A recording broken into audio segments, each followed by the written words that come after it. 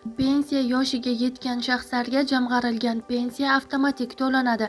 O'zbekistonda pensiya yoshiga yetgan shaxslarga jamg'arilgan pensiya avtomatik to'lab beriladi. Bu haqida Prezidentning joriy yilning 16 fevral kuni tasdiqlangan Mahallani rivojlantirish va jamiyatni yuksaltirish yilida ustuvor yo'nalishlar bo'yicha islohotlar dasturlari va O'zbekiston 2030 strategiyasini amalga oshirish bo'yicha davlat dasturi to'g'risida farmonida so'z boradi.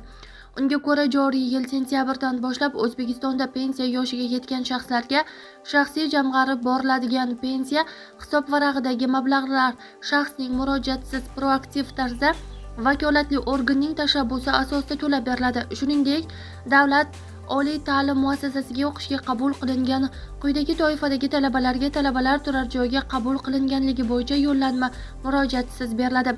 Yetim va ota-ona qaramog'idan mahrum bo'lgan talabalar, ijtimoiy reyestrga kiritilgan oilalar farzandlari, birinchi va ikkinchi guruh nogironligi bo'lgan talabalar